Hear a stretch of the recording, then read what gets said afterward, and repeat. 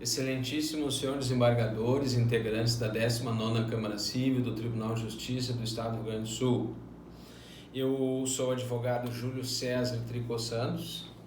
Vou fazer a sustentação oral pela Habitasul, apelante, Habitasul Desenvolvimentos Imobiliários, em que é apelada Edizitsk, no processo 5.867-16-2018, 821-0001. Meu digníssimo relator, desembargador Eduardo João Lima Costa, a Habitasul vem pedir seja anulada a sentença. Por quê? A sentença refere que os confrontantes foram citados. Não é verdade, excelência. Trata-se de uma ação de uso capião em que a lei exige, no artigo 246, parágrafo 3º, a citação pessoal dos confinantes. Tá? Diz a lei, na ação de uso capião do imóvel, os confinantes serão citados pessoalmente. A lei é clara. A sentença refere que houve a citação. Não é verdade. O que existe nos autos são declarações de supostos confinantes, mas a lei processual não menciona a possibilidade de serem juntadas declarações de supostos confinantes. A lei processual exige a citação pessoal. Então, existe uma nulidade insanável nessa sentença, que é a ausência de citação dos confrontantes. Infelizmente, a sentença, que julgou procedente a ação, desconsidera a expressa exigência legal de citação de confrontante. Este fato, por si só, já seria suficiente para a anulação da sentença. Inclusive, o Procurador de Justiça vislumbrou tal situação e é importante que seja referido que sequer foi juntada a carta de um dos confinantes. Um dos supostos confinantes, João Alcione Melo dos Santos, não há citação dele nem qualquer declaração. Então, quer dizer, é a nulidade da nulidade da sentença. Infelizmente, é uma sentença de procedência inaceitável.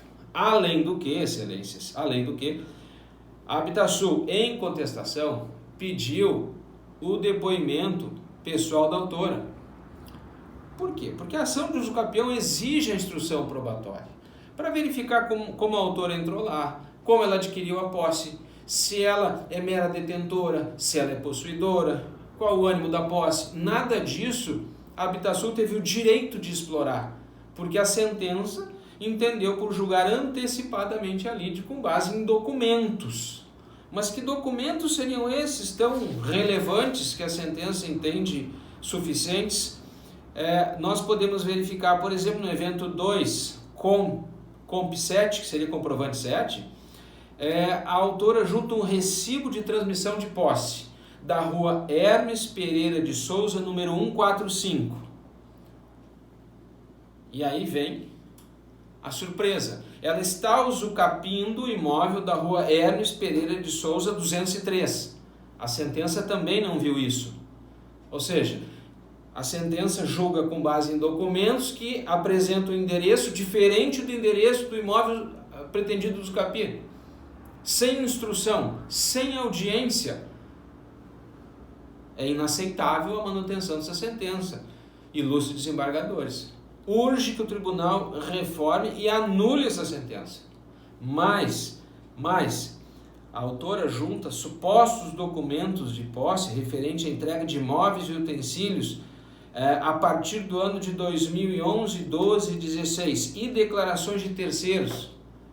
Mas como saber se esses terceiros realmente conhecem a autora? Se sabem que a posse dela está lá?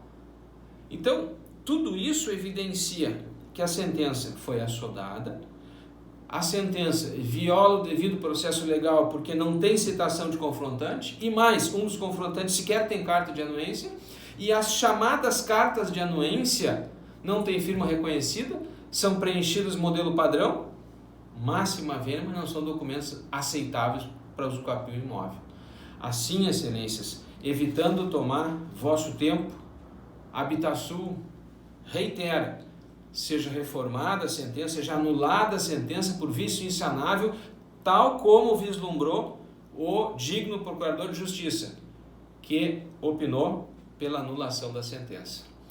Por todo exposto, pede a Vitasul seja reformada a sentença. Obrigado pela atenção.